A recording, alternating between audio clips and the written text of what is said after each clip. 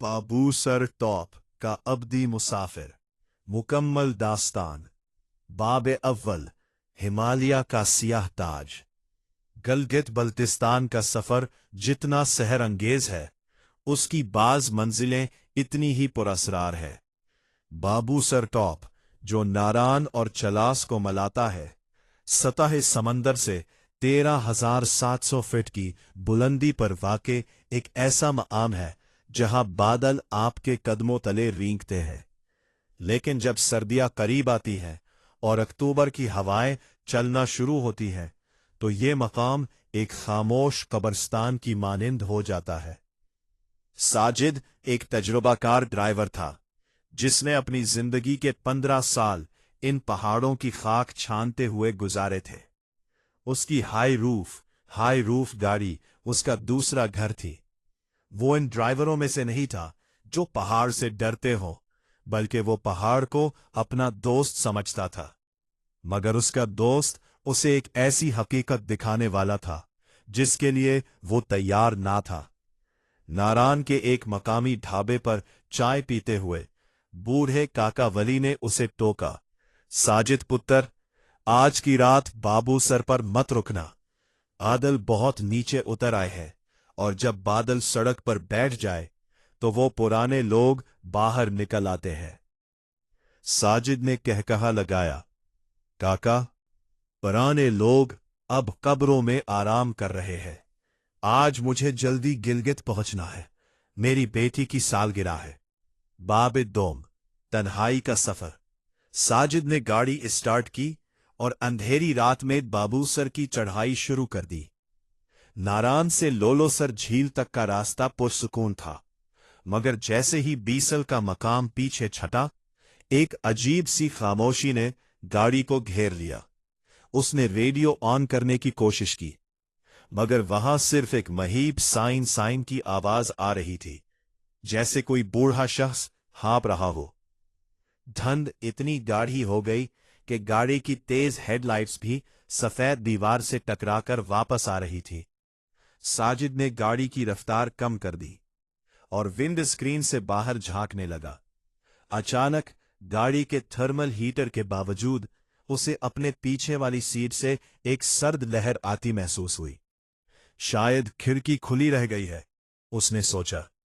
मगर जब उसने पीछे देखा तो खिड़की बंद थी, लेकिन सीट पर शबनम की बूंदें जमी हुई थीं।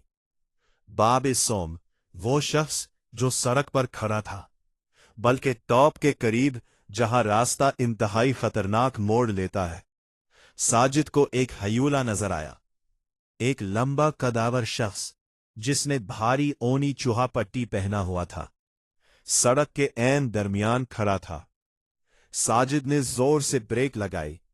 गाड़ी के टायरों के रगड़ने की आवाज ने पहाड़ की खामोशी को चीर दिया। वो शख्स हरकत नहीं कर रहा था। साजिद ने हॉर्न बजाया, मगर वो साकित खड़ा रहा। साजिद ने खिड़की से सर बाहर निकाला और चलाया। मरना है क्या? सड़क से हटो। वो शख्स धीरे से मुड़ा। उसका चेहरा पकूल टोपी के साए में छिपा हुआ था, मगर उसकी आंखें वो आंखें नहीं थीं, बल्कि दो रोशन अंगारे थे जो धुंध में चमक रहे थे। उसने अपना हाथ उठाया और गाड़ी के पिछले दरवाजे की तरफ इशारा किया। साजिद का दिमाग जैसे मफलूज हो गया। उसने ना चाहते हुए भी दरवाजा खोलने का बटन दबा दिया। वो शख्स गाड़ी में दाखिल होकर पिछली सीट पर बैठ गया। उसके बैठते ही गाड़ी के तमाम शीशों पर अंदर से बर्फ जमना शुरू हो गई। बाब चहारम, माजी की बाजगश्त। गाड़ी दोबारा चलने लगी, मगर अब साजिद को महसूस हो रहा था कि वो अकेला ड्राइव नहीं कर रहा। पीछे से एक ऐसी बू आ रही थी जैसे कोई चीज बरसों से बर्फ में दबी रही हो। बेटा, तुम बहुत तेज गाड़ी चलाते हो, मुसाफिर ने धीमी और भारी आवाज में कहा। साजिद के माथे पर पसीना आ गया, हालांकि गाड़ी के अंदर दर्जा हरारत नुक्ता इंजमाद से नीचे था। जल्दी पहुंचना है। जल्दी किस बात की? मुसाफिर हंसा, और उसकी हंसी ऐसी थी जैसे हड्डियां आपस में रगड़ खा रही हो। 20 साल पहले मैंने भी जल्दी की थी, इसी मोड़ पर जहां आज तुम खड़े हो। मेरी गाड़ी की ब्रेक फेल हुई थी। मेरा बेटा पिछली सीट पर सो रहा था। वो आज भी वही सो रहा है, इसी खाई में। साजिद का गला खुश्क हो गया। उसे याद आया कि 2006 में यहां एक होलनाक हादसा हुआ था, जिसमें एक बाप और बेटे की लाशें कभी नहीं मिली थीं। बाबे पंजम, शीशे का खौफनाक मंजर। साजिद ने हिम्मत जमा की और रियर व्यू मिरर में पीछे देखा। जो कुछ उसने देखा, उसने उसकी रूह फना कर दी। सीट पर वो बूढ़ा नहीं था, बल्कि एक छोटा बच्चा बैठा था, जिसका आधा चेहरा गायब था और उसकी हड्डियां नजर आ रही थी। उसने साजिद की तरफ देखकर एक बोसीदा गरिया लहराई। साजिद ने घबराकर पीछे मुड़कर देखा तो वहां फिर वही बूढ़ा शख्स बैठा था, जो उसे घूर रहा था। मेरा बेटा तुम्हें पसंद आया? बूढ़े ने पूछा। वो थोड़ा जिद्दी है, वो तुम्हारी गाड़ी के साथ जाना चाहता है। अचानक साजिद को महसूस हुआ कि स्टीयरिंग वही बूढ़ा शख्स घुमा रहा है। उसके हाथ स्टीयरिंग पर नहीं थे, मगर गाड़ी खुद ब खुद खाई की तरफ मोड़ रही थी। साजिद ने चीख मारकर ब्रेक पर पांव रखा, मगर ब्रेक पैडल पत्थर की तरह सख्त हो चुका था। बाबे शशम, मौत से आमना सामना। गाड़ी सड़क के किनारे लगी हिफाजती दीवार को तोड़ते हुए आधी हवा में लटक गए।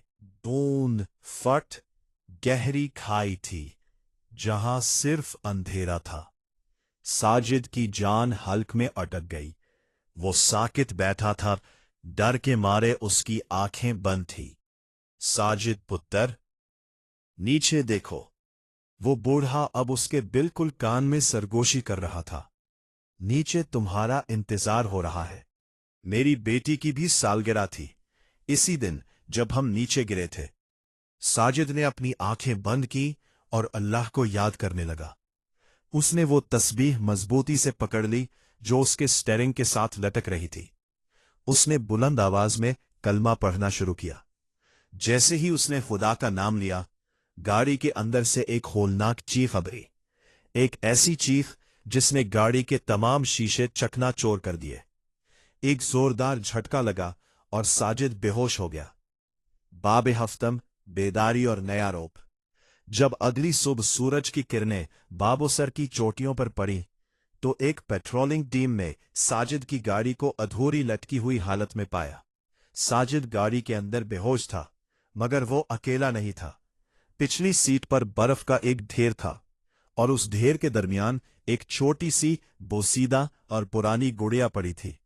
साजिद को जब होश आया तो वो चिलास के एक अस्पताल में था। उसके जिस्म पर कोई जख्म नहीं था, मगर उसके सर के तमाम बाल चांदी की तरह सफेद हो चुके थे। डॉक्टरों ने उसे ट्रॉमा करार दिया, मगर साजिद जानता था कि यह ट्रॉमा नहीं, बल्कि उस आलम बाला का निशान था जहां से वो वापस आया था। साजिद ने दोबारा कभी ड्राइविंग नहीं की। वो आज भी गिलगित के एक छोटे से कोने में बैठा रहता है और किसी से बात नहीं करता। लेकिन लोग कहते हैं कि जब भी कोई उसे बाबूसर के बारे में पूछता है, वो सिर्फ अपनी कमीज का कॉलर नीचे करके अपना कंधा दिखाता है। हाथ का निशान है, जिसकी उंगलियां इंसानी हाथ से कहीं ज्यादा लंबी हैं। इख्तितामिया, पहाड़ की याददाश्त। बाबूसर टॉप आज भी वही खड़ा है, वैसा ही खामोश और पुरअसरार। सयाह अब भी वहां तस्वीरें खिंचवाते हैं, मगर जब सूरज ढलता है तो कोई भी वहां रुकने की हिम्मत नहीं करता। ड्राइवर्स कहते हैं कि आज भी जब धुंध बहुत ज्यादा हो तो सड़क पर एक टूटी हुई गुड़िया पड़ी मिलती है। जो उसे उठाता है वो कभी वापस नहीं आता। इखलाकी सबक। कुछ रास्ते सिर्फ सफर के लिए होते हैं, तजस्सुस के लिए नहीं। कुदरत के कुछ राजों को उनके पर्दे में ही रहने देना चाहिए, क्योंकि हर राज का इफ्शा होना इंसानी अक्ल और जान के लिए महफूज नहीं होता।